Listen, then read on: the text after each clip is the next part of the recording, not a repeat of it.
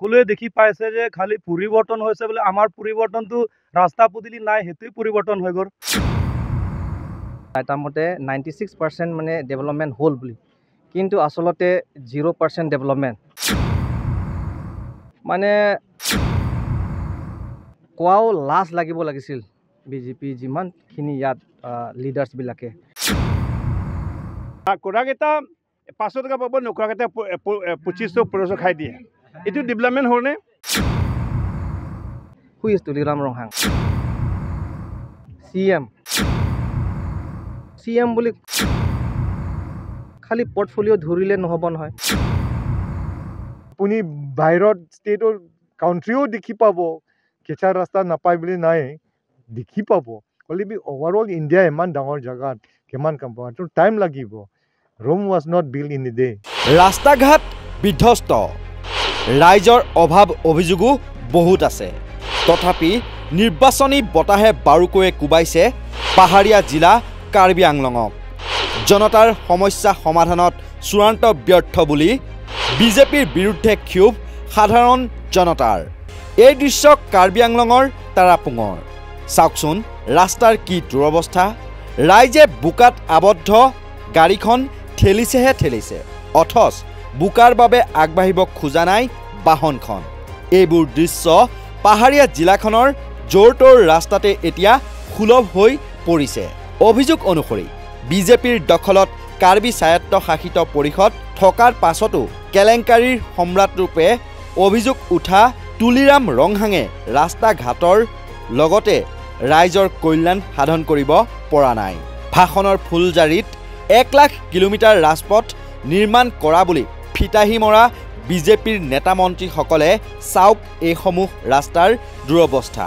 কাজিৰঙাৰ কহৰাৰ পৰা লৱণঘাট চিলনীজান সংযোগী প্ৰায় 120 কিলোমিটাৰ দৈৰ্ঘ্যৰ এই গুৰুত্বপূৰ্ণ পথটোৱে আজিও জমৰ যাতনা ভোগাই আহিছে প্ৰায় 35খনকৈ গাঁৱৰ ৰাইজক। পথটোৰ অতিশয় বিধ্বস্ত অৱস্থাৰ বাবে যাতায়াতৰ ক্ষেত্ৰত ভীষণ সমস্যাৰ সন্মুখীন হয় বিদ্যালয় মহাবিদ্যালয়লৈ যোৱা ছাত্ৰ ছাত্ৰীৰ লগতে চিকিৎসালয়লৈ নিয়া ৰোগী, প্ৰসূতি মহিলা তথা সাধাৰণ পথচাৰীৰ। সকলোৱে দেখি পাইছে যে খালি পৰিৱৰ্তন হৈছে বোলে আমাৰ পৰিৱৰ্তনটো ৰাস্তা পদূলি নাই সেইটোৱে পৰিৱৰ্তন হৈ গ'ল। আৰু এখন ৰাস্তা আমি যিটো আমি এতিয়া বৰ্তমান থিয় হৈ আছে, এখন ৰাস্তাটো আপোনাৰ কহৰাটো আপোনাৰ একদম ডাইৰেক্ট চিলনীয়ানলৈকে, এইটো আমাৰ কাৰ্বি আংলং বুলি ক'লে আৰু সেইটো আমাৰ মেইন ৰাস্তা। যদি আমাৰ এই ৰাস্তাখন যদি বনাই দিয়ে, আমাৰ তেতিয়া বনাইছিলোঁ তেতিয়া ASDC চৰকাৰ দিনাখন, এতিয়াতো 20-30 বছৰ হৈ গ'ল। তাৰপিছত কংগ্ৰেছ চৰকাৰে আহিলে, বহুত ডেভেলপমেণ্ট কৰিছে বুলি কৈছে, কিন্তু ৰাস্তাবিলাক তেনেকাই আছে। গাঁৱৰ ভিতৰতো আৰু বেলেগ কথা। আমাৰ এইটো বিজেপি চৰকাৰ এতিয়া আমাৰ 10 বছৰ হ'বলৈ হৈ গ'ল। আমাৰ এতিয়া লোকেল MEC আমাৰ ৰিচাৰ্জ তকবি ডাঙৰীয়া, সেইটো এতিয়া বৰ্তমান এডুকেশ্যন EM হৈ আছে।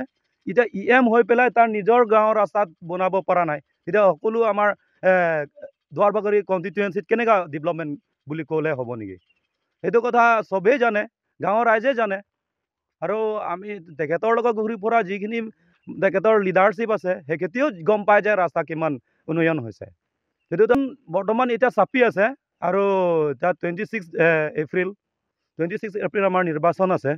সেইটো আমি দেখি পালোঁ, সকলো চিনি পালোঁ, গাঁৱৰ ৰাইজে চব বুজি পালোঁ যে এবাৰ মানে বিজেপি চৰকাৰ ভোট দিয়া নহ'ব। আমি সকলো ৰাইজ মিলি পেলাই এতিয়া APSRC জয়যুক্তি কথা ডাঙৰীয়া আমি জয়যুক্ত কৰিম, বহুত সৰল ভোটে আমি জয়যুক্ত কৰিম বুলি আমি সকলো সেইটো আমি গাঁৱৰ ৰাইজে পাতিছোঁ। মোৰ প্ৰায় 30 বছৰ হ'ল ইয়াত, কিন্তু ৰাস্তাটো এনেকাই আছে। আৰু আগতে আমাৰ ৰতন EM সময়ত অলপ বনাইছিলে ছিংগল ৱেটো, তাৰপিছত এইটো যেতিয়া ফাটি গ'ল, তাৰপিছত চেণ্ড গ্ৰেভেল এফালে সেই টানি আৰু ৰাস্তা একদম চেচ নাই। আমি লৱণঘাট যাবলৈ হ'লেও প্ৰায় 2 ঘণ্টামান লাগি যায়। বস্তু বাহিনী আমি চব এফালৰ পৰা আহে, কিন্তু আমি নিজে গ'লে আৰু বহুত মানে গাড়ী ভাড়াটো লাগে।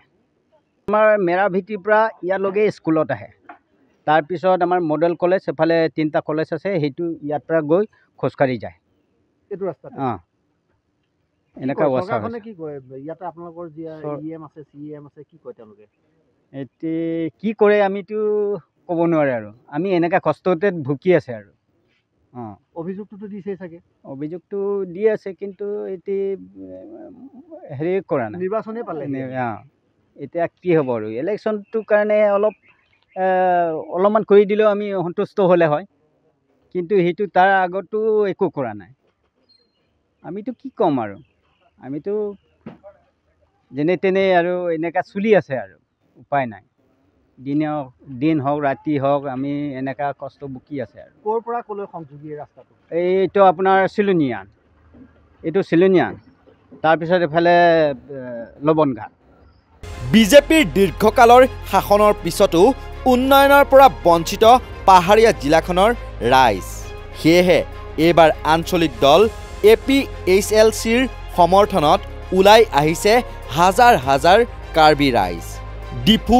লোকসভা সমষ্টিত বিজেপিৰ প্ৰাৰ্থী অমৰ সিং টিছৌ কংগ্ৰেছৰ প্ৰাৰ্থী জয়ৰাম ইংলেঙৰ সমান্তৰালকৈ APHLCৰ হৈ প্ৰতিযোগিতাত নামিছে প্ৰাক্তন IAS এগৰাকী জন ইংটি কাঠাৰ শাসকীয় বিজেপিৰ সন্মুখত এইবাৰ বৃহৎ প্ৰত্যাহ্বান হিচাপে থিয় দিছে আঞ্চলিক দল APHLCয়ে ইতিমধ্যে পাহাৰীয়া জিলাখনৰ জনতাৰ ব্যাপক সঁহাৰি লাভ কৰিছে দলটোৱে সোমবাৰে জিলাখনৰ দেথৰস্থিত থেৱাং ৰংপি গাঁৱত বিশাল জনসভাৰ আয়োজন কৰি নিৰ্বাচনী প্ৰচাৰ অভিযান চলাই দলটোৱে উল্লেখযোগ্য যে প্ৰায় কেইবা শতাধিক লোকে জনসভাত অংশগ্ৰহণ কৰাৰ লগতে বিজেপি কংগ্ৰেছ আদি দলৰ পৰা অহা প্ৰায় ৩ শতাধিক লোকে যোগদান কৰে আঞ্চলিক দলটোত ইপিনে ৰাস্তা ঘাটৰ দুৰৱস্থা উন্নয়নত স্থবিৰতা বা পয়া লগা অৱস্থাক লৈ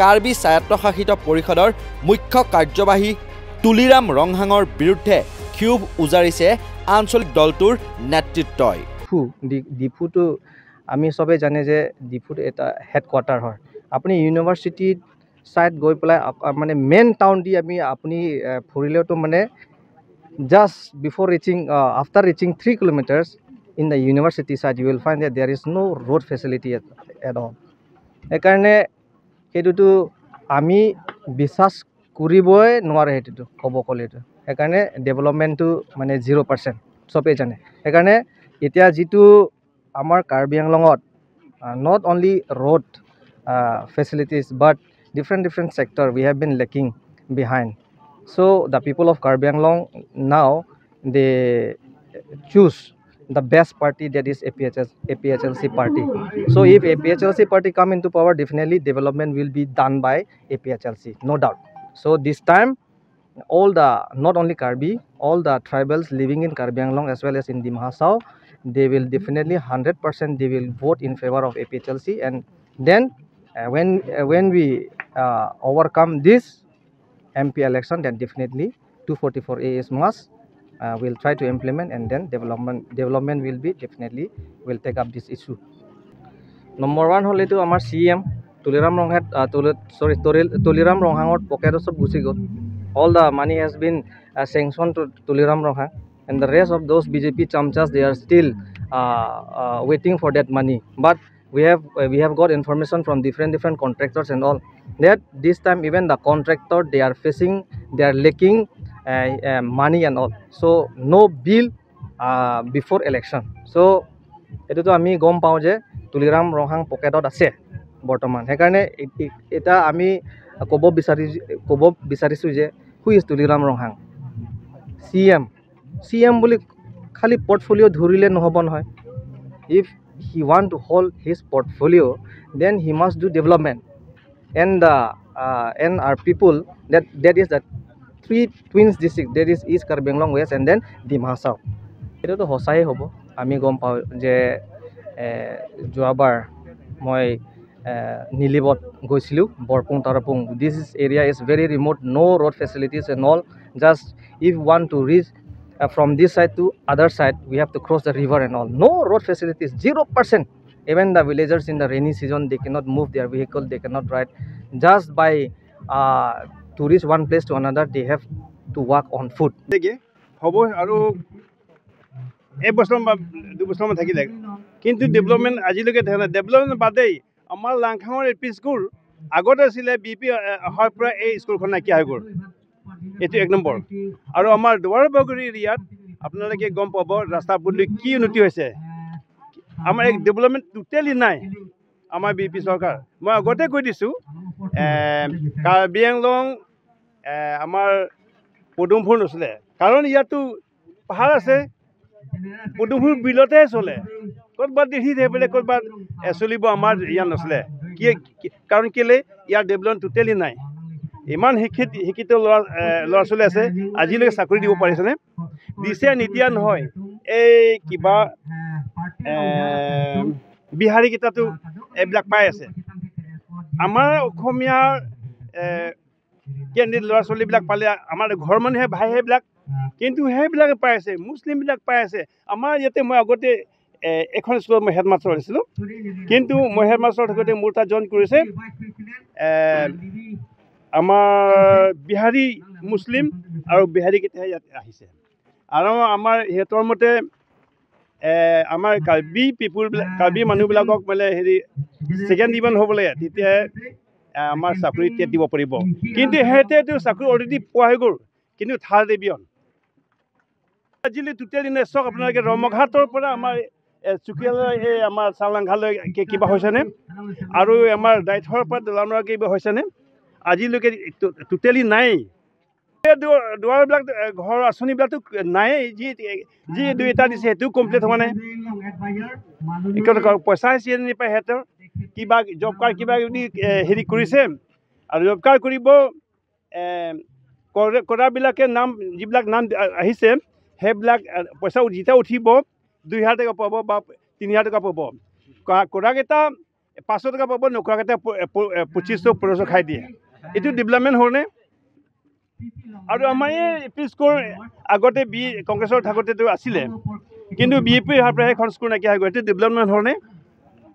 আৰু ৰাস্তা পদূলি এতিয়ালৈকে ইমান দিন হ'ল, 10 বছৰ আজিলৈ কৰিব পাৰে। হানবগাৰ আমাৰ লবনখাৰ পৰা আহি আপোনালোকে চবেই গম পাই আছে, আপোনালোকে এনেই সেইটো ৰাস্তাত গৈছে, কিন্তু ডেভেলপমেণ্ট হ'লনে? আজিলৈকে একো হোৱা নাই। আৰু আমাৰ এই স্কুলবিলাক নাইকিয়া হৈছে, কিছুমান স্কুলত ভালেমান স্কুল নাইকিয়া হৈছে। এইটো চাওক, এইটো ডেভেলপমেণ্ট হ'লনে? আৰু এইটো কিনো ক'ব পাৰে, কিনো ডেভেলপমেণ্ট কাম কৰিছে সি? খালি খোৱাহে জানে না। আমাৰ বৰ্তমান MP আছিলে অমৰ সিং টিছু, সিটো কথা ক'বই নাজানে। তেতিয়া পাৰ্লিমেণ্টত গৈ পেলাই কি কথা ক'বহে? ইয়াত ভাষণ দিব নোৱাৰে। এটা কথা ক'ব, ওৱান ৱৰ্ড, এইটো ক'বৰ কাৰণে কমচে কম 20-30 মিনিট লাগে। তেতিয়া কেনেকৈ ভাষণ দিব পাৰিব? এই চিন্তা কৰি চাওক। কেলে মূৰ্খ মানুহক কেণ্ডিডেট দিছে আমাৰ কি আছে আমাৰ চিফ মিনিষ্টাৰ আণ্ডাৰত থাকিবৰ কাৰণে।